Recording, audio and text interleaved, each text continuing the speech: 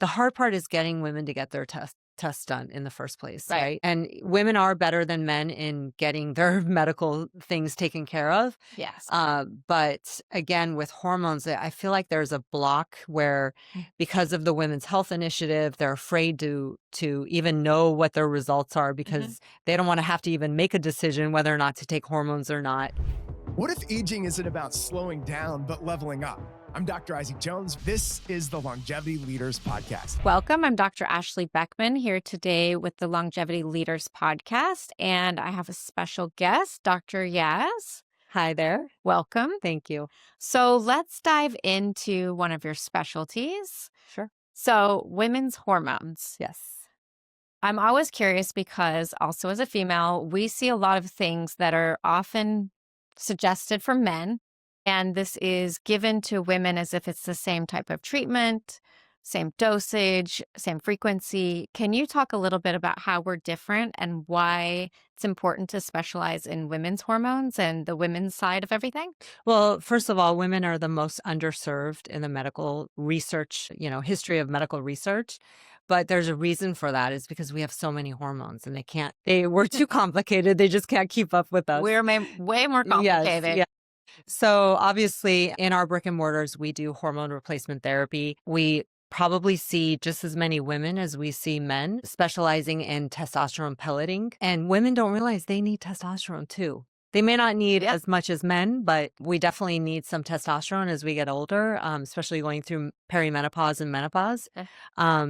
So it's very important to get your testosterone, get your levels checked, making sure that you're balancing your estrogen and your progesterone if you have a uterus, and then getting that little dose of testosterone added in there too makes it's just a game changer. So what are some of the symptoms that women might encounter when their testosterone is low? Gosh, low energy, zero motivation, lack of sex drive, libido. They get hair loss. Yes. And what's interesting is men get hair loss with low testosterone, but it's not on the head necessarily. It's the shins. Yep. One of the first signs is shin hair loss, right? Yeah. But yeah, women definitely I feel like women get more hair loss than men with that. But the biggest feedback I get is just that they have more energy to keep up with their kids, with their life, everything. So this topic is really important, again, because I'm in the age bracket, right? So we've been told for so long that this happens a lot later in perimenopause. But what we're seeing, and I want to ask for your opinion, what's the age range? Because it's a wide spectrum of perimenopause. Yes. Right? So women get these symptoms for so long. They're dismissed by their doctors. They're told maybe you're anxious, depressed, stressed. But you need to uncover and really look at these hormones, and the testosterone's a big piece. Huge piece, yeah. So I know a lot of women are afraid of taking testosterone, right? But it is definitely integral to the whole process. And so when women start getting these symptoms, what age are you kind of seeing these crop up on average? I think that, and I'll tell you from my own experience, I have 15-year-old twin girls. And I breastfed for 2 years. And at 30, I was about 39, my progesterone tanked first. That threw me into perimenopause. And that's when I started to do the testosterone pelleting for myself. So I was about 40, 41 when I started pelleting. So perimenopause can range anywhere from 35 to 55. Every woman's different, right? Yeah. And then you have to look at when did your mother go through menopause? Right. I'm 50 now. My mom was done at 50. Yes. So I'm right in there, almost done. But it's something that can vary very much person to person. But the earlier you do the hormone therapy and supplementation, and one thing women tend to forget is protein and muscle building. Yes. But the earlier you focus on those foundational things, the better the rest of your perimenopause and menopause journey will be. Yes. The easier it'll be. So also let's go into some of those common ones, because a lot of us in perimenopause, you start talking to your friends, and some are in the medical field, some are not. But a lot of us have so many similar overlapping symptoms. And one I think that people would kind of forget about is the frozen shoulder. And every time, yeah, right. I had Yes. one side, then it went to the Yeah, other. yeah. And then I have all the tools. I knew this, and things weren't really working as well as I'd hoped, right? With oral progesterone is the first place often Right. people go, or topical, right? Start with topical is often what happens. Mhm. But what are some of these other ones that are just hallmark symptoms that we ignore for many years and you just chalk it up to aging? But we're still pretty young, Mhm. right? So Right. this crazy joint pain, not sleeping, what are some other things that you see the most? I think one of the earlier signs for me, one of the earlier signs was brain fog. Yes. That was huge for me. And then you know, everyone talks about night sweats and hot flashes, Right. and Not as common. yeah, I mean, they're common, but that's not the worst of it. No. And the cleaner you eat, the more whole food protein forward diet you eat, Yes. the less night sweats and hot flashes you'll have. But for me, the biggest thing has been the bilateral frozen shoulder, Right. right? Yep. First one side, then the other side. And then the joint pain, like when you wake up, you feel like you have the flu Right. trying to stand up. Just the intense amount of joint pain because there's estrogen receptors in your joints. And when they're not getting quenched, they start to ache, right? So that's been the biggest thing. But brain fog came first for me. And what about sleep disruption? Luckily, I'm a really good sleeper. So I don't really have that much of a problem with sleeping, but I think it's because I started off with micronized progesterone so early. So that's really helped me maintain my sleep. But there are nights where I'm like, why, I look at my Aura ring and I'm Right. like, why did I not sleep well? Like there's no reason why my HRV is so low and I didn't sleep. But definitely sleep is something that affects many women I probably think that is the biggest complaint Mhm. that I hear is sleep and then the brain fog. Yes. Yeah. And that's the thing that's interesting, right? When you start chatting with your friends and everyone is in a similar age Mhm. bracket.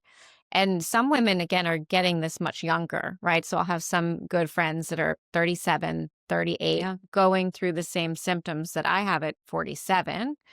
And I'm a Chinese medicine practitioner. So we focus a lot on longevity from that perspective of the hormones and nourishing your yin. And there are a lot of tools, but what we're seeing is these other interventions that are more powerful have a lot of benefit as well, Mhm. right? And so you see this because you're able to prescribe these hormones in your brick and mortar. And I think it's very interesting, like what you were saying about the testosterone and the progesterone. We often don't address these things and go through it for many years. And then you're not getting the benefit, right, of starting earlier. Right. And so let's talk a little bit too about the estrogen and progesterone imbalances because we've read so long about estrogen dominance and all of these things. So when we're looking at the labs, a lot of us too still have quite a lot of estrogen, but the progesterone is declining significantly. Do you suggest people use any of the at home testing where you can test throughout the month? Or do you rely on blood testing or Dutch testing? What I are some think of your If you're a medical doctor, nurse practitioner, chiropractor, or other health expert that's stuck in a broken system, there's a better way. The Freedom webinar shows you a proven 5-step system to build a 7-figure virtual health practice or how to modernize your current brick and mortar practice without the burnout. Learn to create high-ticket programs, automated income, residual revenue, and attract clients ready to work with you. Book your $1 million strategy session today by clicking the link in the description.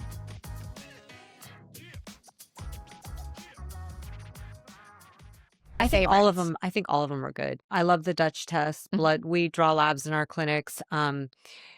At home testing is fine too. Mhm. I don't think there's any bad way to do it. I think that, yeah, the blood work is obviously more accurate, but you can get pretty good results with the Dutch test as well. But again, if a woman has her uterus still, Mhm. it's so important to make sure that if your estrogen is dropping, that you're balancing the progesterone and the estrogen. You're not just taking one or the other. Only if the estrogen is dropping. Mhm. But I feel that any of those tests, the hard part is getting women to get their tests. tests done in the first place, Right. right? And women are better than men in getting their medical things taken care of. Again, with hormones, I feel like there's a block where because of the Women's Health Initiative, they're afraid to even know what their results are because they don't want to have to even make a decision whether or not to take hormones or not. So that's a whole other issue. But I think, no test is a bad test. Right. So that's the bigger issue. Yeah, and just living with symptoms Yeah. for years to decades. Right. And that is a big thing too.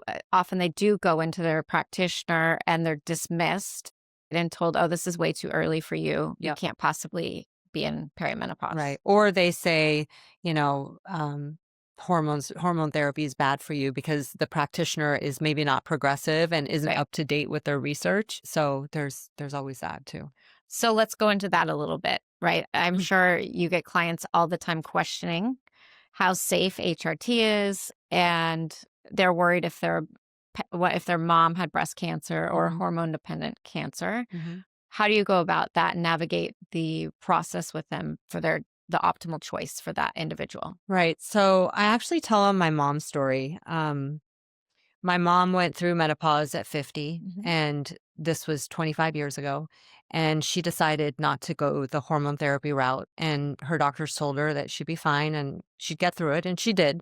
Everything was fine. But then what happened was a few years later, I'd say about 6 years after she was done going through menopause, she started to get the very first lab marker that started to creep up was her triglycerides. So her triglycerides start to creep up. Then a couple years later, her cholesterol creeped up. Then a couple years after that, her A1C creeped up. And then before we knew it, she's in a chronic state of inflammation. Yes. And then a few years after that, she gets diagnosed with cancer. Ah. And then she passes away 10 months later. Oh. So when I hear stories about practitioners saying that we don't believe in hormone therapy, even if it's bioidentical, Right. I read the research and I see that if you do not supplement with bioidentical hormone and you go through menopause without it and you rough it, and more power to you if you Right. can, that's great. But there's research out there that shows that if you don't use bioidentical hormones through your menopause journey, your chances of getting cancer, especially reproductive cell cancer, increases by 40% after the age of 65. Oh, wow. So, and That's significant. yeah, and my mom was 69 when she got diagnosed. May I ask what kind of cancer she? Uterine, yeah. So, and it took her in 10 months. Yeah. So that I tell that story and they're like, okay, that makes sense. I understand, and then they do their own research and they come back and, they are more open to it. So in my practice, I have a lot of clients as well as myself. They're extremely sensitive to estrogen. How do you navigate that with if it's possibly creating some mast cell or some issues? Is that a case by case basis where maybe estrogen isn't a great fit? Or again, how do you kind of I guess work on it just depends on their levels. It would be more case by. I also feel like some people do better on the patch than on the pellet with estrogen. I feel like the pellet is a little bit more, adding estrogen to the pellet is a little harder, but then some people don't like the pellet at all. I mean, love the pellet, don't like the patch.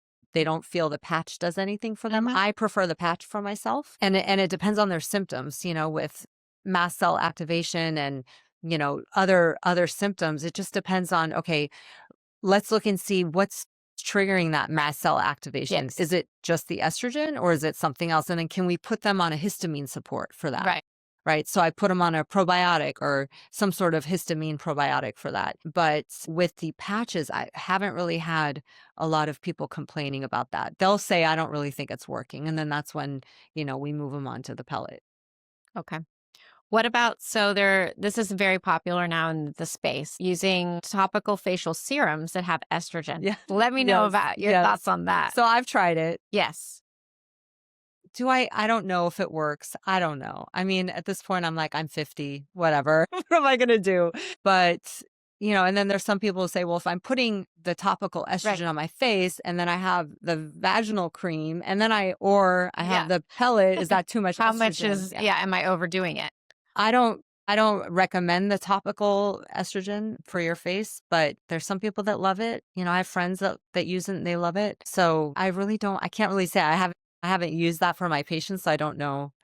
I don't have experience with patients using it to see if, they're getting too much estrogen. Right. I guess if a patient is using both and you check their labs and their estrogen's too high, then okay, maybe we need to, either dial down on their pellet or patch or, Right. take away the topical. I think it's just one of those things, right? A lot of people pick up products they see online and Yeah. it's sold as this magical cure, Right. right? For skincare, especially during perimenopausal Yeah. times. So it's always important to get good information. Again, some people can be very sensitive to the topicals and feel a lot. So it's always important to just get their levels checked and maintained and adjusted if necessary. And how it's compounded, yes, the topical estrogen. So you have a podcast, oh, yes, right? yes. With your brother. With my brother. Yep. It's called Sibling RX. So what do you guys chat about? Everything. Okay. Everything health and wellness. We even, have some sibling banter on there. And we're business partners too in our brick and mortar. Okay. We have 12 brick and mortars in Arizona and 2 surgical centers. So, we just talk about whatever. Mostly my passion is fitness, nutrition, and, women's health. And he's really good in not the women's health, but he knows a lot about the nutrition and fitness as well, but he has a lot of, joint repair type stuff that he talks about. So we just kind of bring 2 different angles and we discover different longevity hacks and stuff. I'm kind of more exposed to that stuff. So we discuss that and different supplements, all kinds of stuff. So it's fun for us. It gives us time at least once a week to sit down and talk together. Is he a practitioner? Yes, he's a chiropractor. Okay. Yeah, that's a nice congruency. Yeah. And then plus, I'm sure working together, Yes. plus being siblings, Yes. has its own charm. Yes. And do you guys use peptides? Well, not in our clinic so much. I use them for myself, Mhm. with my menopause journey, but Yes. which has been wonderful. Life-changing, Yeah, right? it's been great. But I am going to start figuring out a peptide program for my virtual practice Yes. for that. So I need to add that to my program. What are some of your favorite peptides that have worked for you? So I have a stack that I do. Mm-hmm. I do testosterone in the morning. Mm-hmm. I do CJC 1295 at night, ipamorelin. And then I do the BPC 157 at night. Mm-hmm. And then I take NAD, not necessarily a peptide, but I inject the NAD too. Okay. And are you feeling energy from the NAD? I think so. Mhm. It's kind of hard to tell because I don't know if it's because I have the other peptides in me Mhm. or if it's just the NAD because I don't just do one, Right. but I feel like just that combination for me really works well. Plus it helps me with my workouts. I lift a lot of heavy weights to maintain my muscle. And so I feel like it just really helps support everything. So let's go into that a little bit because that's one of the biggest things in perimenopause is just trying to get enough protein, Yeah. right?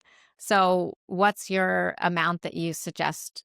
So I always say 1 pound Mhm. per ideal body weight, Yes. right? For your height. So if a woman is 5'4" and their ideal body weight is 130 pounds, but maybe they weigh 160, Right. they need to just eat at least 130 grams of protein. But that's It's a a lot. lot. That's a lot, right? Yeah. So what I tell people is that in order to get the metabolic effect of the protein and to see a shift, you have to have at least 90 to 100 grams of protein a day. Right. So that should be your bare minimum as a female to get the metabolic effects Yes. and benefits. Yep. Right. So that's what I always recommend. I try to, a lot of women don't lift weights. And so if they're not lifting weights, then they can get by with the minimum protein. But if they are lifting weights, then they need to try to get to their goal of 130 if they can, or whatever the ideal body Right. weight is. So do you have some tips? Because in general, it's really hard, even getting 30 grams per meal, right? I mean, is. I'm a meat lover, I eat a lot, and I add in some equipped protein or some other things. It can be a challenge. Do you have any quick tips how to get a little extra in? Yeah, I mean, I always say just stack your mornings and your evenings with protein because lunchtime it's always harder, at least for me, to get the right amount of protein. But I always start my day off with really high protein. So I love Nancy's probiotic cottage cheese. Right. That's a great So one. I take that. I literally half a container for my breakfast with flaxseed, blueberries, and then I know this is kind of gross, but I put some apple cider vinegar on it for my fermented stuff. But I just love apple cider vinegar, so I think it tastes good. And so that's at least 50 grams right there. And then in the evening, I make sure I have at least a big piece of some sort of protein. So a lot of people, they mix their protein with their carbohydrate and they don't Right. separate it. So I always make sure I separate the protein, but just bookending your protein in the day really helps because then in the middle, whatever you eat is, it's extra. Any last tips or suggestions you have to kind of help women navigate this perimenopause time with ease? Well, I think the first thing is, like we talked about, is just getting your labs checked on a regular basis. People don't do that enough. 6 months and a year, I think, is at minimum Right. every Fair. once a year. So I think just making sure you get your lab test so you know where you're at. Because if you don't do that, you don't know. Right. And you can't tell if things are working that you're Right. implementing. And the sooner you're aware of what you're going through and how your levels are, the better you can help yourself. Perfect. Yeah. Where can everybody find you? So you can find me on Instagram at Dr. Yasmin Rahimi, and then you'll have all that listed, Yeah. I'm sure. And then at Sibling RX is our podcast, Instagram podcast. And then, yeah, our website is backfithealth.com. Amazing. Thank Yeah. you so much. It's a pleasure. And again, as women going through this, right, it is really incredible how dismissed, how much gaslighting Yeah. there is. And so getting the information, getting knowledgeable about your own body, where you are with your labs and your hormones will set you up for success. Yes, thank you. Thanks for listening to the Longevity Leaders Podcast. Our Longevity Leaders community is on mission to transform 100 million lives by 2040. If you enjoyed this show, please share this with somebody that you know, especially another doctor or physician, but also click that follow button. Until next time, stay strong and live long.